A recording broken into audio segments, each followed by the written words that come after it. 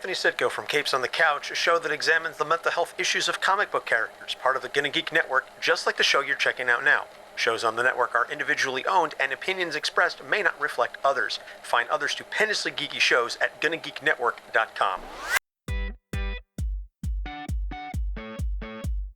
Welcome to an all-new episode of Better Podcasting Live Chat. I am Steven, this is episode 43, and with me, of course, is the star of the show. If we had credits, you know that 3/4 of them would be spent on him. It's SP! Hey everybody, how's it going? And he is contractually obligated to say all that. I negotiate very well in my co-host negotiations. We might have a thing or two to say about that later on the show. Oh, yeah, so we're here, and I'm back with another full spread of microphones. So if you missed the last episode, you should go check that out. Please do so. I featured the Audio-Technica BP40, the Electro Voice RE320, and also the Rode Procaster. And I had a little bit of a blind shootout there at the end, and nobody really commented on it. So I assume that means either they all sucked for me, or nobody listened, or people listened, have a strong opinion about it, and this is probably the most likely. They have a strong opinion about it, but they're so afraid that what they say is going to not match what they hope to say, and so they're not going to put that forward. So I'm not revealing the microphones right now because I know that you're afraid to adopt your bias, and it'll take you a week to get through that and then make your prediction. But please go listen to that over on episode 42, is right at the end of the show. I'd love to have your thoughts. Which microphone did you think was the best on my voice? And it's just for fun. It's just for experimenting. And this week I've got actually the RE320 hooked back up, as well as I did do the Podmic and the ZDM1. So that's the Rode Podmic and the Zoom ZDM1. And yeah, I just kept the RE320 because it is kind of part of the ongoing test, because I spun that one up again for the first time at the last episode of the Better Podcasting Season 2. So I'm on the Rode Podmic. You know, a couple shows ago, I did a shootout for our listener, Rob, who's one of the hosts of Smoking and Drinking in Capes and Smoking and Drinking in Space, both shows on the GonnaGeek network. He was asking some questions. He wanted to upgrade his microphone. So I did a shootout, a handheld shootout with a Zoom ZDM1 and a Rode Podmic. And then another mic that I'm just not going to mention it because it's not worth mentioning. Anyway, I did the shootout with the three of them. Oh, and a Sennheiser MD46 and my RE320. And everybody seemed to like the Zoom ZDM1. Now, Steven, you are more than welcome. It is yours. You're in Canada. You can call it a ZDM1. I'm going to call mine a ZDM1 because I'm in America. And anyway, I did the shootout and everybody liked the ZDM1 because it was inexpensive. It sounded pretty decent, whatever. So last episode, I did the full episode with the Zoom ZDM1. And I did a short little comparison with the RE320, which everybody is used to and accustomed to hearing my voice over there. And so this week, I thought I'd give the Rode Podmic a try. Same configuration. It's just the Rode Podmic instead of the Zoom ZDM1. So you don't have any of the mic handling noise that I had 2 episodes ago. So you can take a listen there. So there you go, Steven. That's what we got this week. And in our chat, by the way, we do have Johnny Pennington who is chiming in, and he is saying certainly found, or he says number 2 certainly sound. He actually typoed, but he said number 2 certainly found best. I hope it is the BP40. And then he corrected himself and said that is sounds best.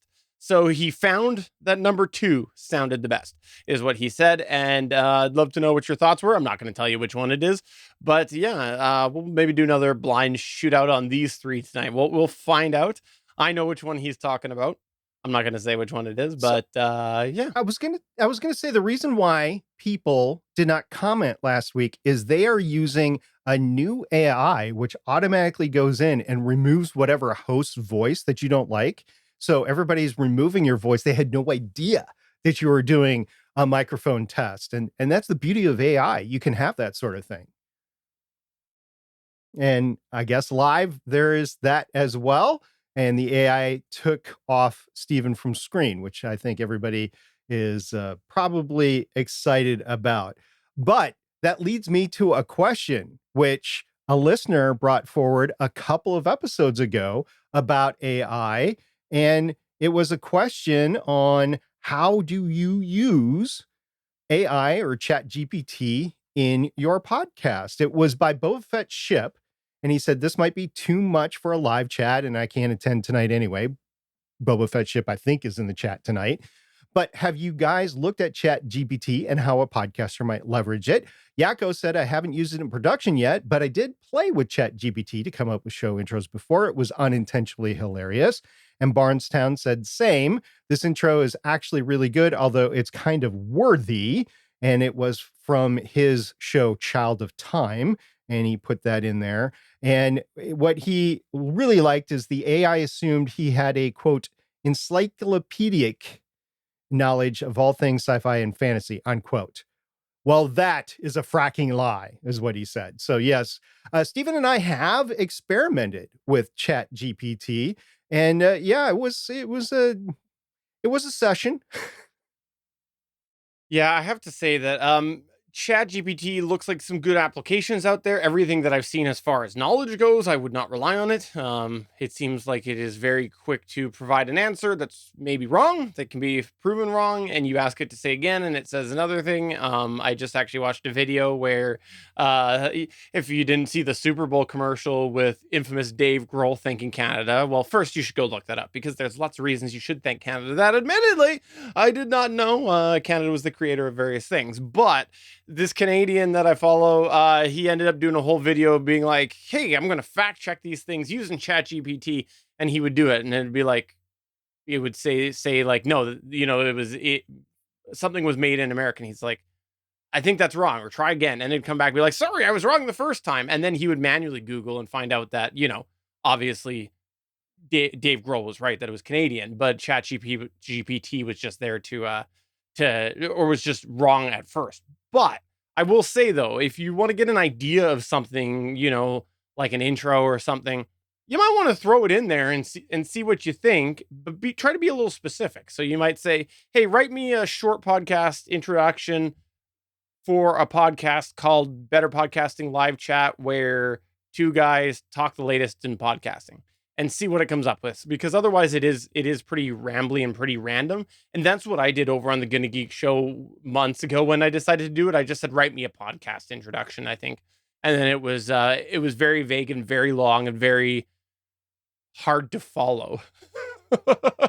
Yeah, it all depends on the prompts, right? So if you're just asking a straight up research question, like, tell me about this podcaster Stargate Pioneer, it's going to get all sorts of things wrong, including the fact that Stargate Pioneer has a podcast about the TV and movie franchise Stargate. Totally wrong there. Now, would I like to have a podcast there? Yeah, but that was totally wrong. I realize the information cutoff is like September or something like that, 2021.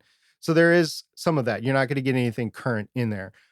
But the prompts, it's the more you put in the prompts, the better you're going to get. So if you actually write your introduction and you want it to make it better, you throw it in there and it will give you something out.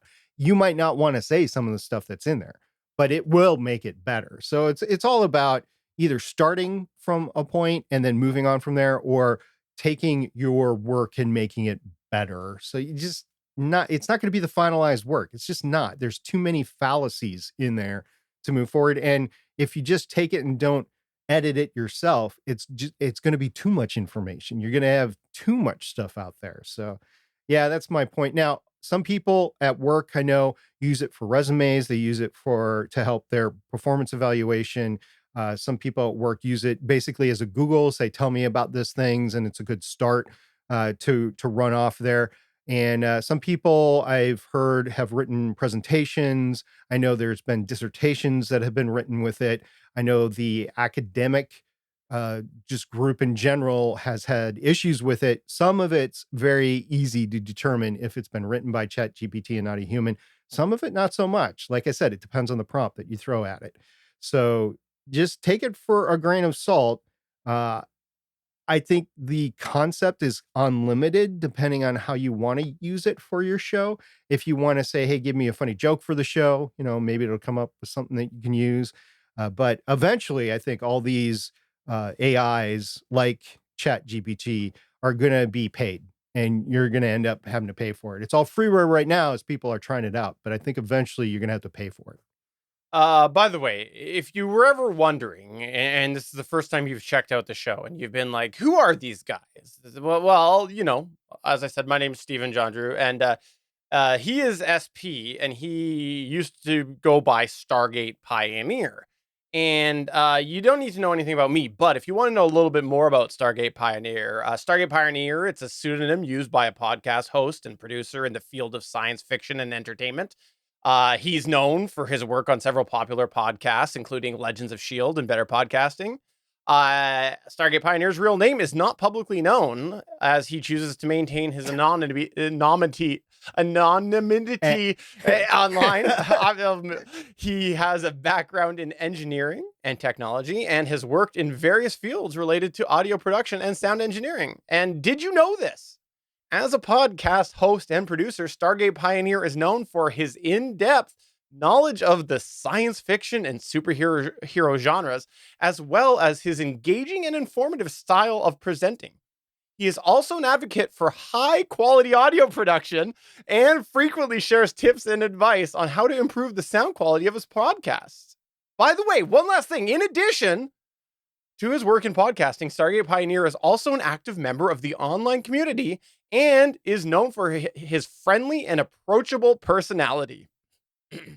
He regularly interacts with fans and fellow podcasters on social media and in online forums, and is considered a valuable resource for anyone looking to improve their podcasting skills.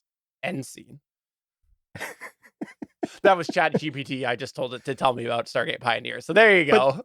But that's after you've corrected it several times. So we had a session where we were correcting it, which would stay in your session that you're using with ChatGPT. But apparently it's learned because when we were doing that, there was things that you were putting into it about yourself. And then I would be like, tell me about it. And it seemed like some of the stuff was coming towards me. So I know people say that it stays independent, but I would disagree after that. I don't know if it's not that if you're actually feeding it, or maybe you're redirecting it to pull historical information better. Like, it's still technically the information's in there. They're just drawing a little bit better. Like, I don't know, because it was a weird session you and I had when we were just one morning just randomly throwing stuff into ChatGPT about you, basically. Yeah, I'd be curious as to how our listeners are using it actively on their shows. I haven't actively used it yet. I was thinking about using it this weekend, so we'll see how that goes. But yeah, it is there. You have to be careful when you're using it, though, because it's not infallible, basically.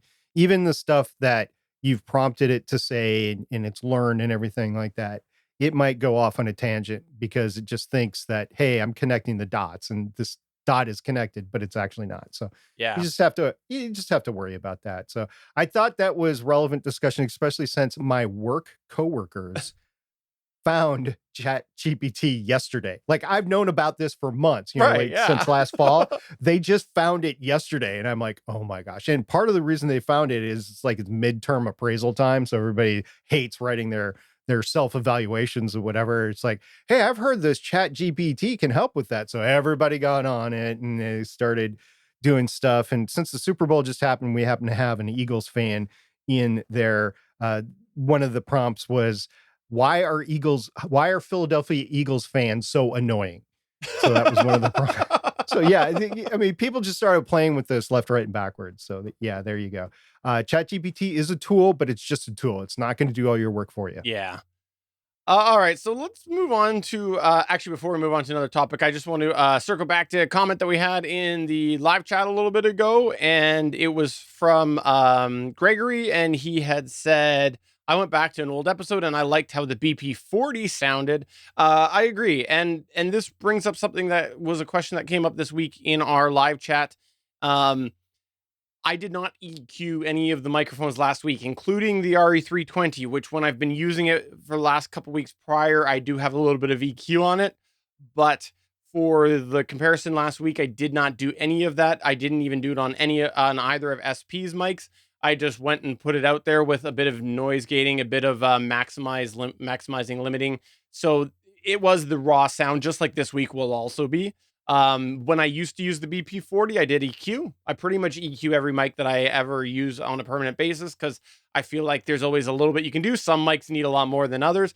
And if I was to start using the BP40 again long term, I probably would go back. I might have to install some old software and find what I used to apply back then and try to start there. And I might change my mind because, you know, I think I've hit puberty since then. So so Stephen takes care of an issue. Let me continue that point and say I have been using with both the Zoom ZDM1 and the Rode Podmic. I have been using the Podmic preset on my Rodecaster Pro 2, just straight up, no changes whatsoever. On my RE320, I have started with the RE20 preset on the board on the Rodecaster Pro 2, but I have increased the gain because my voice needs more gain. I'm a quiet speaker. Everybody who's around me, it's like, it's SP, speak up. We can't hear you. And I have to go through that. So actually, by podcasting, I've learned that I need to talk louder in real life. And it's really weird because in my head, I sound like I'm yelling, but I'm really not in actuality. Whether I'm just talking to a coworker or I'm speaking to a room like a briefing or something like that, or teaching at the head of the class, it sounds to me like I'm yelling, but I'm really not. So that's an issue that I just have with my body is I'm speaking a lot lower and I generally need more gain in my microphones. And for those longtime listeners, you've heard the story before, but if you're just coming to Better Podcasting live chats, I figured that out because I was doing a live podcasting panel at C2E2 in Chicago, and I was sharing a mic with our co-host Chris on the GonnaGeek show. There were 7 people, there were 6 mics. So Chris and I, since we knew each other or whatever, we knew how to interrupt each other or you know, cut into each other when we needed to. And both of us knew when to back off too. So we just said, okay, we're going to use this mic together and everybody else can have their own mics. We could definitely hear the difference between him and me. Like there was a guy that was working the board, and whenever I talked, I started out slow and he would throw the faders way up. But whenever Chris talked, it was like he was breaking the speakers in the room, and the guy running the faders in the AV side console, he was just like, whoa. So you see him doing this fader thing throughout the entire thing, going back and forth. I was like, what are you doing? And then I figured it out. So that is how I learned that I speak softly and I need extra gain with my mic. And it also taught me that everybody speaks differently, that everybody's going to need a different EQ setting on a microphone, that everybody's voice is going to be different on each microphone and everything like that. But for the purposes of this and the microphone testing that we've been running, the $100 and below microphones have all been using the Podmic preset on the Rodecaster Pro 2, and the RE320 is on the RE20 preset, but I've increased the gain just because I've learned that I need more gain on it. Okay, so the question for you then is why don't you just start shouting all the time? Because when we started doing Better Podcasting, everybody used to always comment that I had a lot of energy and they hinted at my shouting. And then I stopped shouting, mostly because I became a father of 2 and very losing energy. I can't speak. See, that's how much energy I lost. Well, it's just because your batteries on your robotic body are, you know, winding down. Right, You know, right. just like a Tesla battery wears down after a while, you're a robot. Everybody's known that, or Android, if you will, and your batteries over time, you need a new set of batteries. That's all. I'm fully functional, by the way. Okay. Star Trek full. Let's talk a little, kind of close the gap. We're getting towards the close the loop, I mean, of a Rodecaster Pro 2 issue that you have been long talking about. Should we do that now? Yeah, we should. So when we recorded last time, I said I was having an issue and I reached out to Rode and they said, use the factory reset. Well, like the day after we recorded, I got a bunch of messages from them and they said, no. It's not that.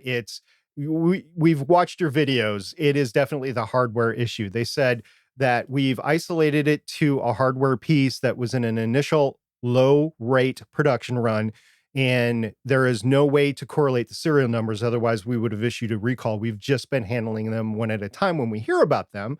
And there's only like 100 or so that are like this.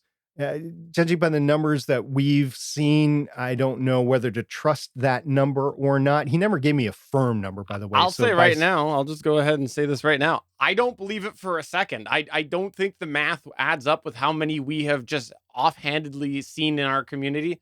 I think that is an amazing coincidence, and I don't believe the numbers for a second. And I don't know what the reason is, if it's just bad information on their part or something, but I will just say myself personally, I don't believe it.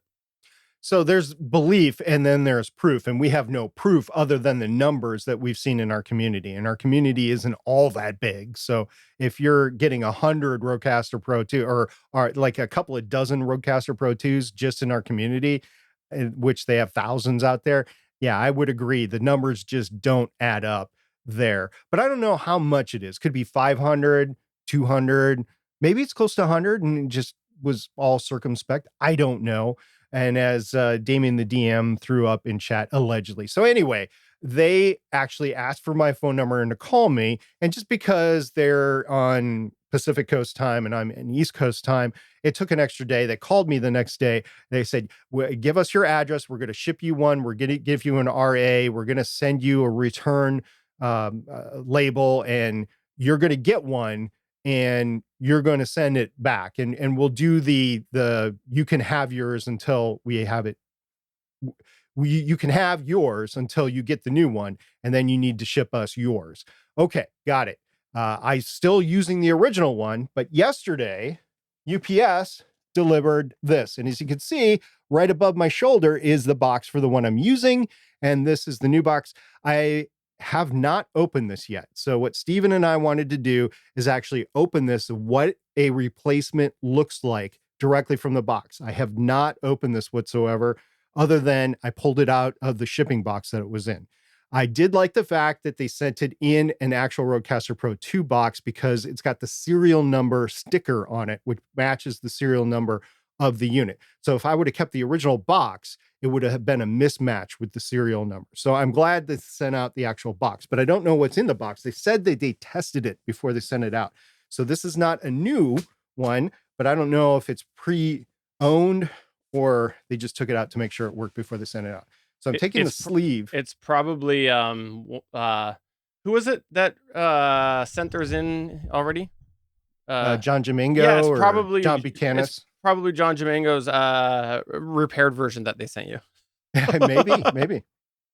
So I took the sleeve off, and this is what the box looked. I have done an unboxing of this. It's on the GonnaGeek Gear YouTube channel of the original one. So we can compare and contrast to that. I'm opening up. I'm just going to put this down on the table next to me. I'm going to open it up. It's just a standard box. And in it is no cords. So in the top of the box, there's usually cords. There's not any cords, but there is a Rodecaster Pro 2 in packaging. It's plastic packaging, and there is nothing else in there. I'm gonna pull out my other slider over here and put it down. For the audio listener, I'll throw in a little piece of feedback here as well, which is that it came in the standard retail box. That is what he's opening up. It was the standard retail box, and initially when he opened it, it looked to be the standard retail packaging, and then that's what he's getting through is the section that usually has the cords. And it looks like now you've got a USB-C cord. Yeah, a USB-C cord. I believe this is the power adapter. Yeah, it's the power adapter. And so the Rodecaster Pro 2 has 3 USB-C inputs. One is for the power and power only. 2 are connections that you can go through computer, a laptop, mobile device, something like that. Anything with a USB input. And there is another. Okay, it's the other part of the power cord. So they sent the power cord and the unit is encased in plastic. So if you give me a second, I'll take a look at the unit in the plastic and see what kind of condition it's in. I know you can't see this online here. So SP is now flipping the board around, and he is holding it up so that you can see in the reflection his screen, as well as his 33 post-it notes that he has with his passwords. All of the passwords seem to read, "I love Steven." Yeah, and the love, the O has a 0 in it, and Steven, the E's have 3s in it. Yeah. So yeah, it looks like an undamaged exterior unit. I don't see any mark. Well, on the bottom there definitely is wear marks. So this was a unit that was, I don't know if you can see it on there or not, but there are wear marks on the shiny part here. So this was a unit that was out in the field that they cleaned up, and then they sent back. They fixed. They ascertained that it worked, and they sent it back to me. The screen does have the screen cover on it, so there's a plastic screen cover. The protective cover. So they put one on there, and I don't know. I'll fire it up tomorrow, and I will put all the presets that are on my old one in here, and then I will ship the old one back to them either tomorrow or early on Friday. Today is Wednesday, so it will be going back by this weekend. I'm not holding on to it to keep it. It is simply I am juggling devices right now. And I do have a couple of recordings coming up before we get back together next week. So I'll give everybody an update on where it is.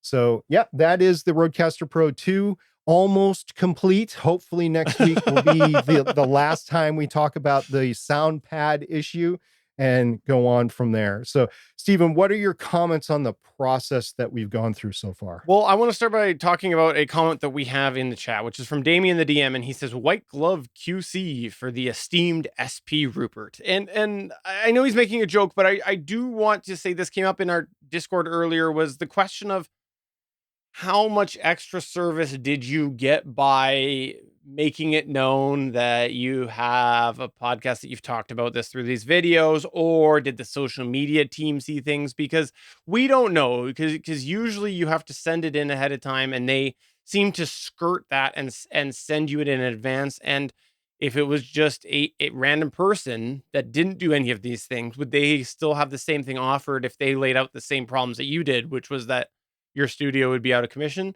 Or is it related to the fact that you have a bit of a personality, or as ChatGPT told us, you are a member of the online community? So is that the reason why? Yeah. So as far as getting the unit, I don't think the unit is any different than anybody else would have received, but I think they wouldn't have gotten the unit before they sent theirs in.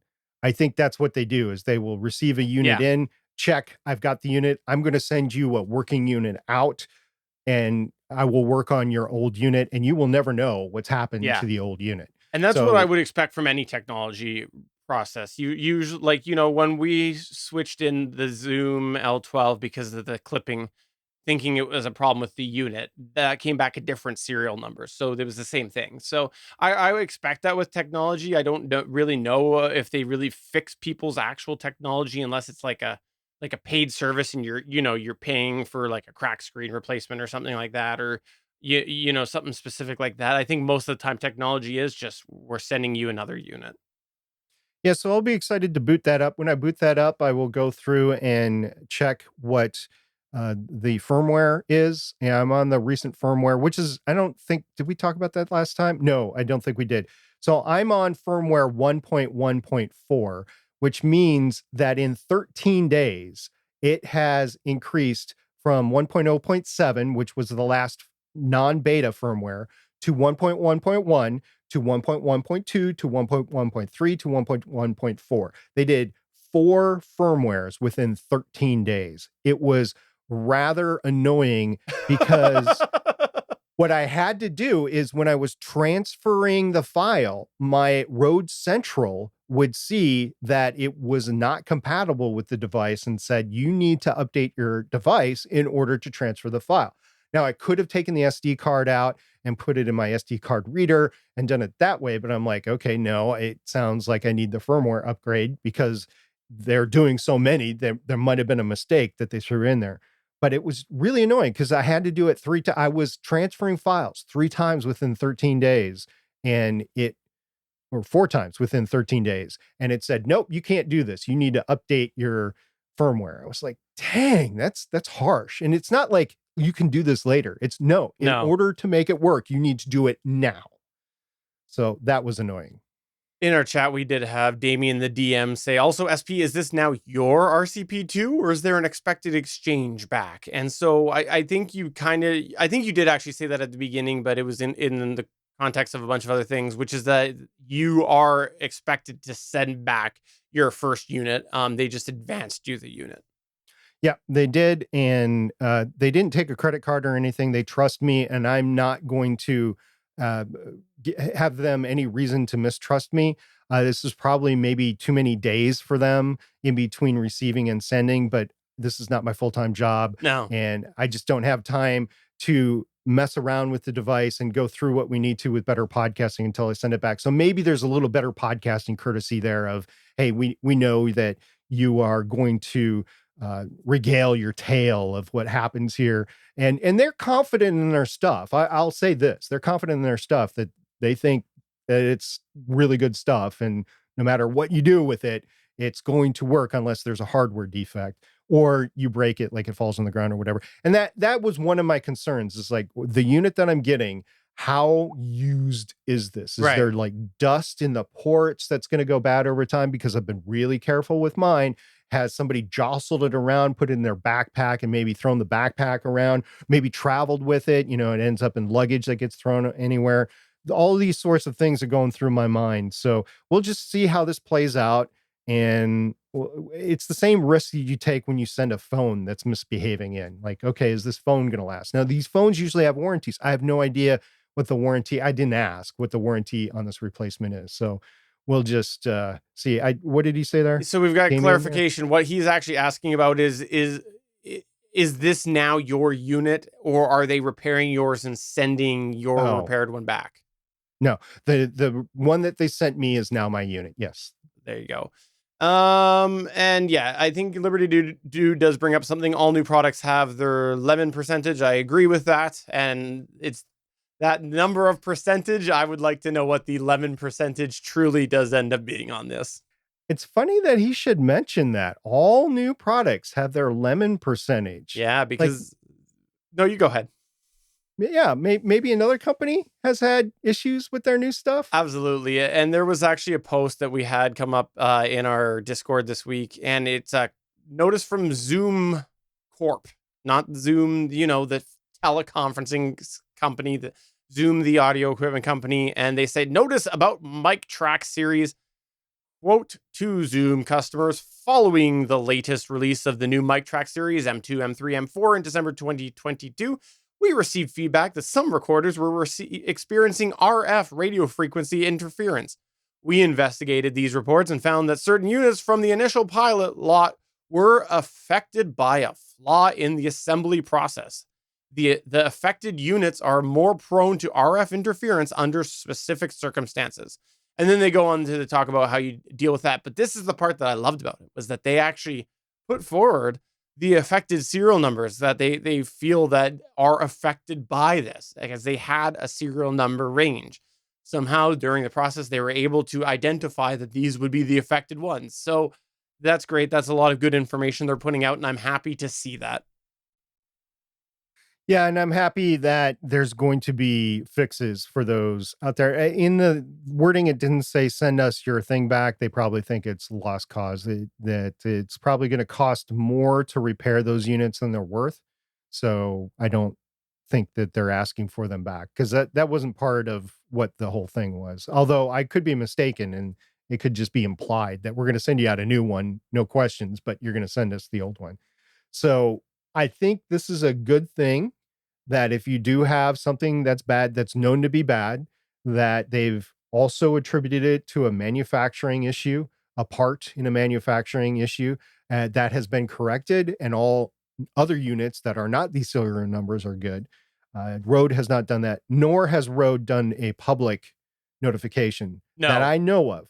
If they have, please, I keep on saying this, if they have, please send me the link. I would love to see it, but I don't think Rode has publicly acknowledge the fact that these quote unquote 100 or so units are bad. So I do like the way that Zoom has done this. I don't know how many units they're talking about. Did it say in the notification? I don't remember reading that. I didn't in that notification, but in our Discord, I think it was Damien had actually seemed to indicate it was like 1,000 units or something like that. I'm Wow. not going to say for sure. I don't know for sure. I thought there was a number that came up in there. I'm not sure how that was found. So So don't quote me on that. so I'm seeing, maybe this existed before and nobody really found it or whatever, but I'm seeing as things go more digital here in the new audio gear for podcast producers and anybody else that's doing audio, I'm seeing more and more of this. So I don't know if there has been changes to quality control manufacturing since, let's just take the Zoom H5 when that came out, because that was a big deal when it came Yeah. out, right? Newer preamps, and it was better than the Zoom H4n, and you had the Zoom H5 come out, and it was better all the way around. It had the removable microphone Yeah. capsule and stuff, and you never heard of those go bad. Now, maybe some did, but you never heard of them. Now you're hearing, and maybe it's because social media is better and YouTube is better, and the community is better. I don't know, but I don't know if there's been a shift in the quality control of things. It seems like there has, but I don't know. I don't know. I think with something like the Rodecaster, you're probably, because of how popular it is, you're probably more likely to hear some conversation. It's a high price tag, and there's a lot of different types of people using it, so that's what I think. Um, the other thing that I wanted to bring up was a Rodecaster Pro 1 problem that Oh, I have since basically confirmed is an issue that I've long had, that I feel terrible about because I blamed my cat. oh, So wow. What so is this? here's the deal, is every now and then, so actually in my podcast studio, aka my den, I got a little cat bed. And the old lady cat that I've got, she doesn't like the kittens or the younger ones, so she just comes and hides away in the den, and she just sits there and she sleeps for hours because she's old. She's towards the end of her life, and she's not going to keep up with those young cats, so she hides away in here. And every now and then, I've come in and my Rodecaster Pro 1 was recording randomly.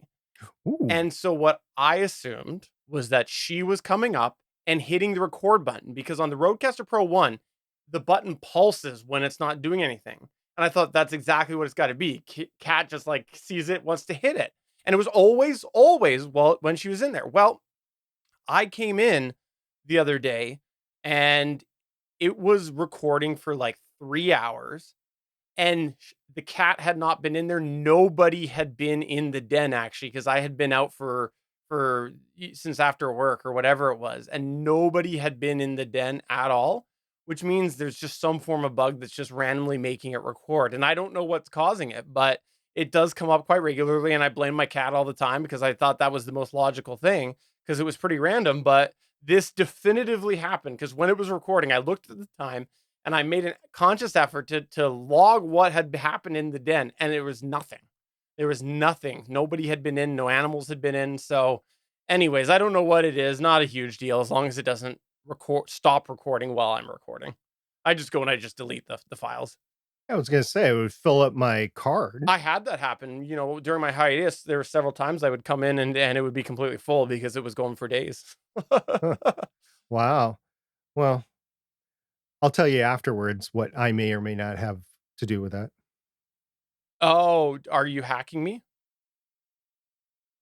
No comment.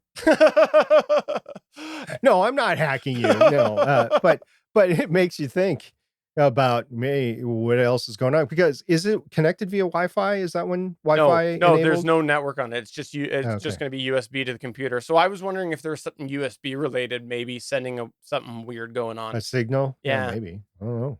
And It'd all be interesting to contact Rode, but they said they stopped servicing it. So why would they care, right? Yeah, yeah.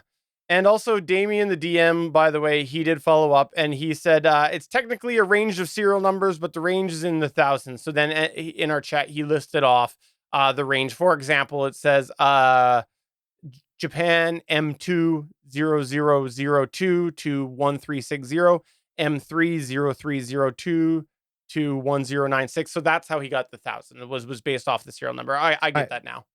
Yeah, Gotcha. I'd go with that. Yeah.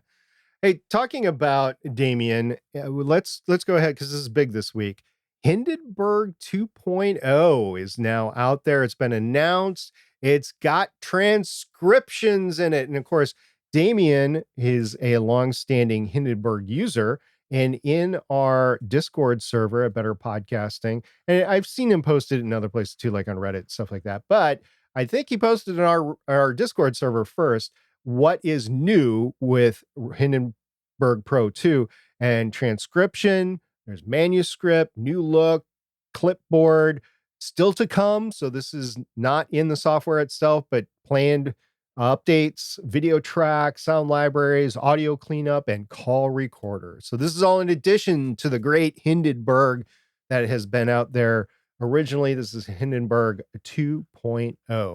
Now, Stephen, you've never used it before that I know of. I've never used it, but I know Damien's used it, and I've seen it being used when I went to Podcast Movement. I was in a demo with them. I actually sat down with Hindenburg at their booth and went through a few things. It looked pretty versatile, especially for a podcaster that was putting together for some sort of narrative. Like if you're doing an NPR style or maybe an audio drama or whatever. I know there was a potential limit with or issue with the limit of the tracks, but it looked really neat, and it was a different way to do audio production. So I know a lot of people are very excited about this Hindenburg 2.0. Yeah, I'm actually really happy to see this. Even though I'm not using it, I think that Hindenburg has worked really well for a lot of people. There's a lot of positivity out there, and to see them introduce such a broad scope of features that are going to be useful for podcasters is really a good sign that they're not just going to abandon the software, that they actually want to keep developing it as they go. It's, as far as I know, there haven't been a lot of major feature changes or things like that over the last little while. So this is awesome. And I think this helps give people confidence in the product when they see that they're continuing to evolve with the needs of podcasters and people who are using their software. So that's fantastic. I like that. And maybe one day I'll check it out. Probably not though, because I usually use video editors because my shows are quite video driven. Yeah, just a tad bit, just a tad bit. So we got some feedback from last time, and it was my use of the ZDM1. He's knocking it out of the park with all the feedback this week. Anyway, he said, I was really used to the ZDM1 since you were using it from the start of the episode, but hearing the back-to-back difference, it seems like it definitely was chopping off the high end a bit, and the RE320 is definitely a richer and fuller sound. It makes the ZDM1 sound like it's choking down your voice. However, when you look at the cost difference, I feel like it says a lot about how good the ZDM1 value is. I'll agree with that. For a $50 microphone, it's amazing. I wish I would have had it, out of the box, like I said before, like I said last episode. But there definitely was a difference. And, Stephen, along those lines, guess what? What? For those that have been noticing me with the Rode Podmic, I actually also can bring in the Electro Voice RE320. So are you ready to add another track to your editing this week? That's why I just sat back in my seat, because I knew you're doing it just so that I have another track in my damn editor, which even though I don't edit this, I still have to load it in, and then I have to keep it long term because I'm a pack rat with my data. And then one day my kids will be looking through the data and they'll be like, why is there 2 SP tracks? And then they'll look at that and they'll go, wait, there's 2 SP tracks, and they'll be super excited because they'll hear more of you. Who wouldn't, actually? And wow, what a difference. Are those both going right now? No, it's just the RE320. That's the only microphone you're hearing. Is it bad? No, it's not. No. It just, okay. I guess because I'm used to the Zoom. But I will say this, that with all of that said, I still feel, from what I heard last week and what I've heard this week, I still feel that we could EQ that to be a little more in line. And also that I think it's a better rounded mic than the pod mic, because the ZDM1 is than the pod mic, because I'm hearing you right now on this. And now we've got a bunch of the bottom end back compared to the pod mic that you've been on this whole time. And so kind of putting everything all together, I feel like there's more that could maybe be done with the ZDM1 on your voice versus the pod mic from a manipulation perspective. I could be wrong, but after hearing the pod mic this entire episode, ZDM won the entire episode, and now you're going back to the RE320 where it's got the balance of both. I just feel like last week there might be more for me to work with if I wanted to. Right. So all you're considering is the EQ, but there's so much more. There's off access noise rejection. There's pop filtering, right? There is so much, and the frequencies themselves are different that are allowed between the two microphones. Honestly, from what I remember, the Rode Podmic probably cuts off the frequencies a lot more than the ZDM one. And the The pod ZDM mic's really bad for pops too. Right. I do have a windscreen on it. Yeah. I wasn't going to use it without Yeah. a windscreen because I remember I used it without a windscreen once and I was like, oh my gosh, I need a windscreen. So I bought a windscreen for it and I've been using it this time. The other thing that I will say is the microphone. It's just, there's only so much you can do with a lower quality microphone because there's proximity effect that a higher quality microphone can take into account. And it's a higher quality microphone is going to give you a higher quality bass sound to go with. However, we're talking about hobby podcasting. So the ZDM1 is a pretty good microphone. It reminds me a lot of the Rode Procaster and the sound of my voice through that. Maybe a little bit more Procaster than BP40. And I do like the sound of my voice. It's just way too deep. Like you have to bring back the lower frequencies because it's just too much on those microphones, which is why I like the RE320 because it's accentuating the mid range over the high end and the low end. So anyway, if you're comparing this entire episode, you are now hearing me on the RE320 and I will switch back to the Rode Podmic at this break. Yeah, no, I agree. Like it is well balanced, and there is a lot of features that you get out of those higher end microphones. But you have to look the cost factors and as a hobby podcaster what you want. And um I I think that you're right. If the ZDM one and the Pod mic had been around when we started, right? I think that I think things might have been a little bit different, and I wish we had those back then. And I don't know. The Pod mic has its pluses. The ZDM1 has its pluses. The ZDM1 is definitely a lot heavier in the bottom end, though, which does the bit that's the big negative that I will give it is that having the heavier bottom end does, in my opinion, go south faster than not having the thick bottom end. And what I mean by that is like with SP, he's got a heavier voice. Someone had an even deeper voice with him than him. I think that you would find that that would really sound bad very quickly. It would start to become very, very muddy very quickly because of that lower bottom end, as opposed to when you've got the microphones that are missing the lower end. Yes, sir, you're missing that, but there's a lot less exponential degradation, I guess. I don't know, like sounding heavy like you get with that bottom end, if you got a sort of upper range mic, I guess that's the best way to say it. If you have an a mic that shines on the upper range but doesn't really have much bottom end, if you get somebody that has a lower voice, there's not going to really be any impact on that because you're still going to pick up that upper range. If you get someone with a higher voice, it doesn't really matter because that's where the mic's shining, as opposed to the heavy bottom end.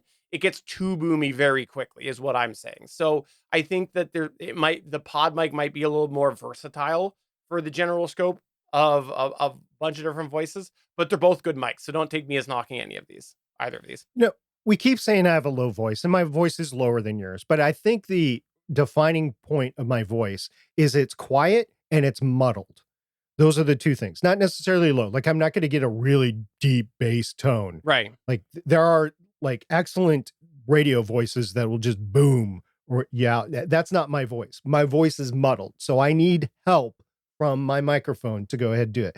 So that is just going back to the fact that every microphone is different and every voice is different. You have to find the microphone that's good for you. Now, Stephen, we're running on the 1 hour point here and you have either kids to put to bed or kids to give dinner to, or you have to just eat blame dinner me. yourself. Just go ahead and blame me, which is probably accurate. But I do want to throw something out there right now because in our chat, we did have Johnny Pennington say a fair test would be have included the Rustomic.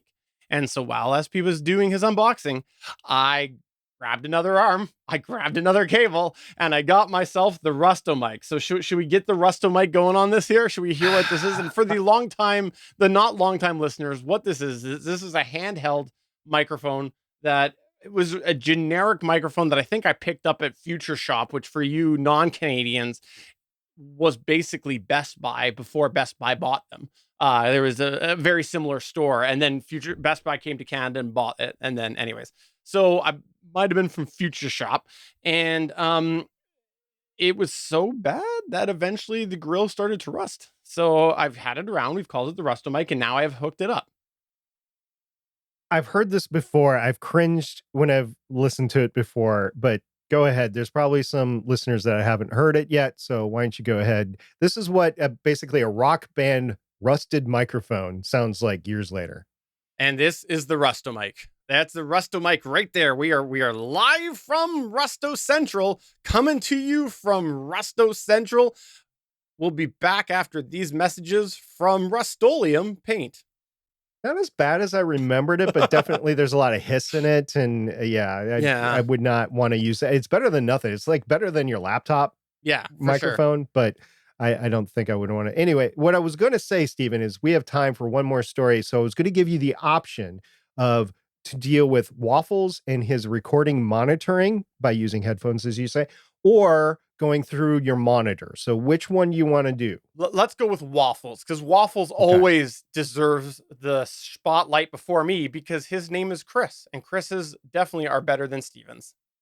His real name is Chris, and definitely that. So Waffles came into our chat last week before we recorded. He asked a question: how do y'all monitor yourselves? So I can give a little backstory to this, is that he has a lot of ambient noise in his studio. So he goes from his microphone, which right now is a Rode Podmic, into a Behringer UMD or UM22 into his computer. He uses NVIDIA Broadcast to treat his audio, to give it a noise gate and to EQ it a little bit. And then he sends it out. He also loops it back so he can record it on the Zoom P4 that he has. So he's got voice meter, I believe, going, and he's got NVIDIA Broadcaster going, and he's got the chat StreamYard going, which is what we use to record. So all this combined means that he is experiencing latency. I know this when I'm editing because I have to shift his audio track over. And I just figured this is the way it is. He's not monitoring his own voice because there's no way to do it with all that loop back going and anything. He could probably do it through the Zoom P4, but at that point in time, there's got to be at least a second, if not 2 seconds of latency. So if you've ever tried to talk with yourself echoing back, that's what it would be like. So he's trying to experience that and he can't do it the way he's got things set up. So he's wondering how you would monitor yourself. How would you listen to yourself as you're recording to make sure that the recording is okay without experiencing latency? So Stephen, knowing that now, is there any solution that you would use? There's honestly nothing that I can personally think of for this, and this has been a digital problem for a long time. In fact, I seem to recall even on like the Zoom L12, it wasn't much. It was just a hair. But I remember when I first started using that compared to the analog mixers I used to use, I felt like I sounded a little distorted, and eventually I kind of realized it was probably just just a very minute amount of delay that was just kind of making it feel that way. And it wasn't anything equivalent to feeding things into a computer and back out. I think that without the right hardware equipment, that the right powerful machine with the right sound cards that have this ability and stuff to do things in a low latency manner, I don't know what else you can do, because I would assume that if they can do it in a product like the Rodecaster Pro, which is a highly digital platform, there must be the right audio equipment that is available for your computer. So, but it's money. It is money. I was talking to Rob, who asked for the microphone comparison before, right? And he wanted a mute switch and he wanted to do noise gating and he wanted to EQ himself live, kind of like we do. We EQ ourselves live. So he was like, what do I use? I found this Go XLR Mini by TC Helicon. What do you Yes. think about it? And I was like, huh. So I did we talked about it a long time ago because it came out years ago. Yeah. This is the Mini that he's talking about, not the big boy. The big boy is actually very powerful for one microphone. It's very powerful, and it doesn't have a recording capability, which is why we really don't talk about it in better podcasting. But he wants to take his new microphone, which is a Rode Podmic, by the way. He wants to run it through a device that has a mute button, be able to do the noise gate and everything right there. He doesn't have all that powerful of a computer, so he doesn't want to tax his computer. He does not record. He records on Audacity. They use Discord as they're communicating back and forth, and he records on Audacity. So he was like, yeah, what do I do? And normally in his case, I would say a Zoom PodTrack P4 is your answer, because then you can record and you can get the backup and everything. But in his case, he's not looking for that. His requirements are different. And the Go XLR Mini takes that DSP, that audio processing, basically, that's what it's called, DSP, and it puts it off board the computer. So you're not taxing your computer. I was like, for selected use cases, it's actually not that bad. Now I did some research and there's no like, oh, this thing's terrible or anything like that. It's not the panacea. It's not the Rodecaster Pro 2 or Rodecaster Pro even, but it is pretty good. So Stephen, what do you think about that as a solution? I have no experience with the Go XLR or XLR Mini, so I would just be guessing based off of specs, and I don't personally do that. I would like to talk to some people who actually have the experience with it, because with anything that hooks up to your computer, there's always the concern of, do you need a certain powerful enough, a certain spec of computer? Because you might have a computer that can't handle the right latency for that USB port. And if all of a sudden your computer, your processor is being taxed, it will interfere with your USB stuff, is generally what I've seen happen.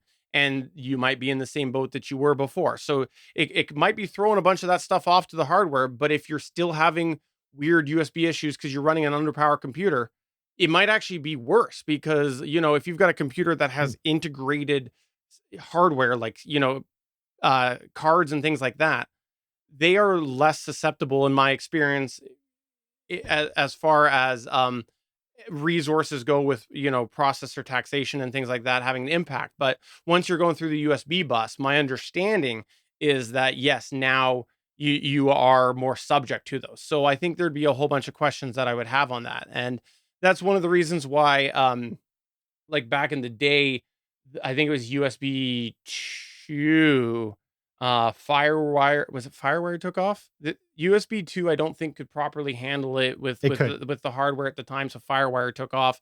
Um, and there was a whole bunch of other problems that came when people were running computers at that time, trying to do a bunch of concurrent USB stuff because of hardware taxation. So I would want to know more about this sort of stuff, and then specifically, what is the situation with the user that is using this? How does their hardware stack up compared to what the practical requirements are for this product?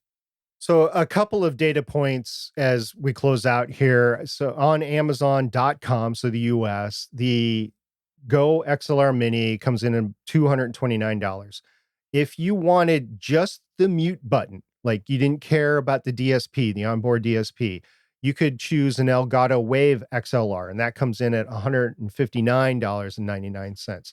There's also the Focusrite Vocaster One, which I had up at some point. I believe it's around, it's $159.99. It also has a mute switch. And there are a couple more in that price range, the $150, $160, that have a mute button on them. But all you're doing, it's just an audio interface. So you're not doing any recording, which is why I usually say use the Zoom P4, because it has mute buttons on it as well. So you can use it that way, but there's no processing on board. And in Waffle's case, he can't monitor from the P4. I'll say it again, because the audio is already through the computer. It's being processed not once, but twice, and then back out to the P4. So the latency is 2 seconds there. So you're not going to directly monitor from the P4 in his case. So that's a couple of things. In the chat, we had Liberty Dew say the Behringer Ultra Voice UV1. I didn't say this before, but Rob has a very limited desk space available. I mean, we were talking about using clamp-on shelves to put this thing on anyway. So he recommended the Behringer Ultra Voice UV1. It is a rack mountable thing, so it's about that size. I will say that is too big for his desk. That comes in at $189. It is a Behringer product, so take it for what you will there. If you're a Behringer fan, Behringer, however you say it. Yeah, I'm not going to get into that tonight. But if you like it, if you don't like it, it is available. It is something that you can use, but in Rob's case, he cannot, because he had that additional size requirement. So he was going for the smaller size, which is one of the reasons that he didn't go for the bigger Go XLR. He just went for the mini, because that was the limit of what he could use. Matter of fact, he was talking about stuffing it behind his desk on underneath a laser printer that he has, 3D laser printer. I'm like, don't do, no. So that's why we went into the shelves stuff. Yeah. So there are limitations on it. So Chris Waffles does not have those limitations. So maybe it will work for Chris, but it's not going to work for Rob.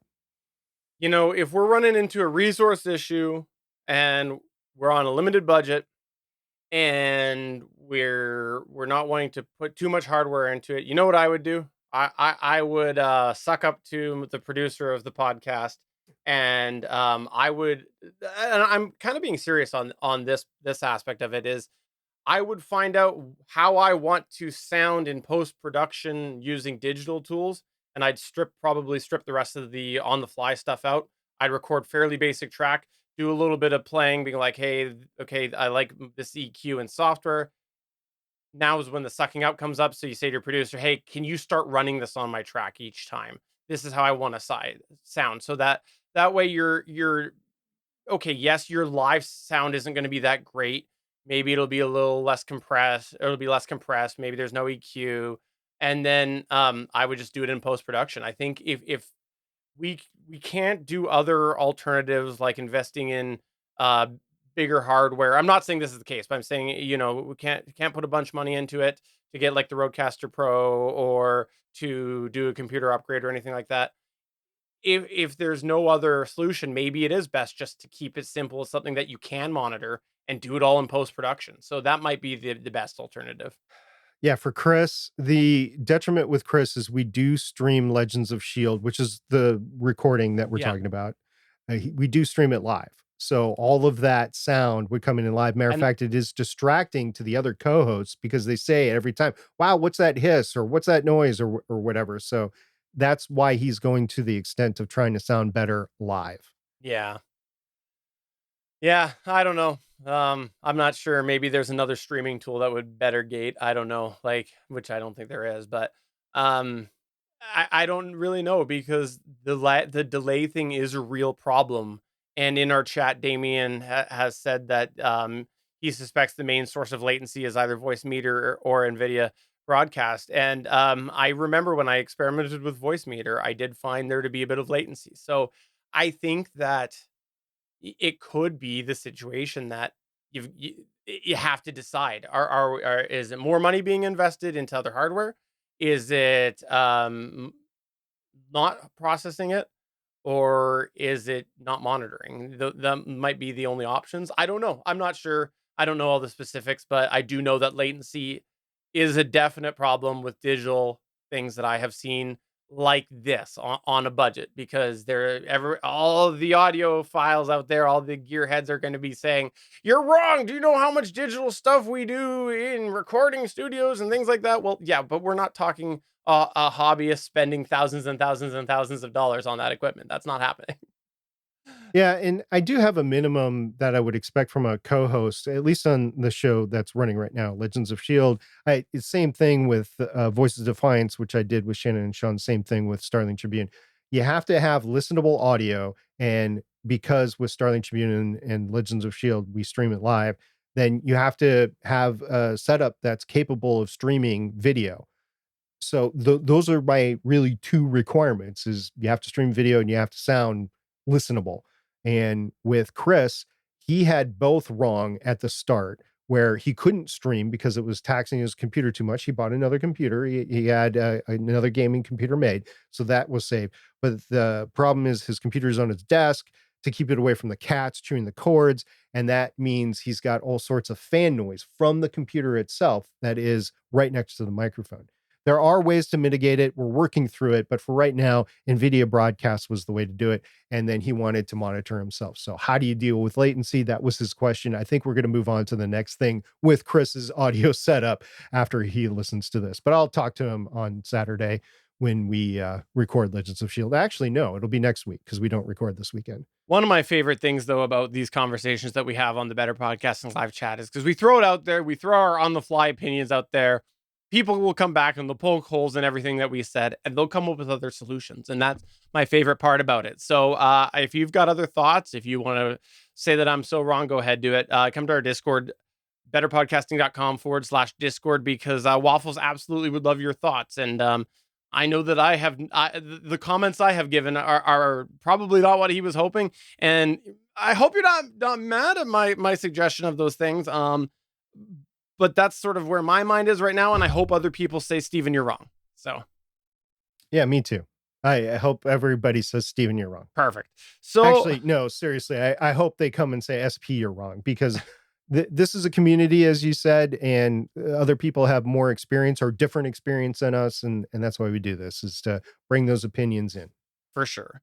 So the last thing we'll do here is a quick test. We'll do another blind test today. So should we do the testy test? Are you ready? Do the testy test. All right. Okay. My name is Steven Jondrew, and this is mic number 1. My name is Steven Jondrew, and this is mic number 2. My name is Steven Jondrew, and this is mic number 3. My name is Steven Jondrew, and this is mic number 4. And we'll do that one more time. I am SP's co-host, and this is mic number 1. I am SP's co-host, and this is mic number 2. I am SP's co-host, and this is mic number 3. I am SP's co-host, and this is mic number 4. So again, the microphones are the Zoom ZDM1, the Electro Voice RE320, the Rustomic, and the Rode Podmic, but not in that order. So I would love to know which are your thoughts. So please do let me know with mic number 1, mic number 2, mic number 3, or mic number 4. And again, they were not in that order. I will tell you as soon as we stop streaming what my favorite was. All right. So get in touch with us through any of the ways. podcast@betterpodcasting.com. Please do come to our Discord at betterpodcasting.com/Discord. Also, we know that this is a fairly loose format, and so we really appreciate when you do give us this feedback, because that's what we like to do in the live chat, is just dance for an hour or so and talk about the different things that come up in conversation. So I'm sorry it's not that edited. I apologize for that, but that's just the way this show works. And I fumble all over my words. And I say all sorts of things that afterwards I go, oh, Waffles is going to be mad at me. Waffles, please don't be mad at me. I will say that before we record next week, I have a surprise. So Better Podcasting Chats with SP has basically been on hiatus since the beginning of January. Next Tuesday, the day before the next episode of this is recorded, I will be back with Alexander Dahl from Manifest Brutality. He interviews bands, and that is his podcast. He's been doing it for years. So I'm going to post in our Discord server tomorrow if you have any questions for Alexander Dahl, and we will just go from there, and I will have my session with him next Tuesday. Next Wednesday, we will be back with Better Podcasting Live Chat, just a chat, not live chats, and Better Podcasting Live Chat. And unfortunately, due to a work requirement that I just found out about today, we're going to have to go later again next week. Now, our normal time is 7 p.m. Eastern time, 4 p.m. Pacific time. That might be changing in the future, but for this week and next week, we had to push it back. And so we'll just wait until next week until we find out more if we're going to have to move it around permanently. But right now, permanently, it's supposed to be 7 p.m. Yeah. So next week we will be at the 5:30 8:30 Pacific-ish, 8:30 Eastern in theory. Sounds about right. In theory. So 8:30 Eastern, 5:30 Pacific. If something changes with that, we'll let you know. But that's in theory when we'll be. Looking forward to it. So for episode number 43 of Better Podcasting Live Chat without an S, I'm Steven saying, hey, we learned all about SP tonight, which means this episode was a success. And I'm SP saying, I hope you all are having fun using ChatGPT, podcasting in general. We'll see you next time. Bye. Rustomic out. Thanks for checking out another episode of Better Podcasting. You can find the full back catalog of Better Podcasting at betterpodcasting.com. If you're into geeky podcasts, please check out the other podcasts on the GonnaGeek Network at GonnaGeekNetwork.com. This show was produced and edited by Stephen Jondrew. Voice work was done by L.W. Salinas. Thanks again for listening or watching, and we hope to see you again next week.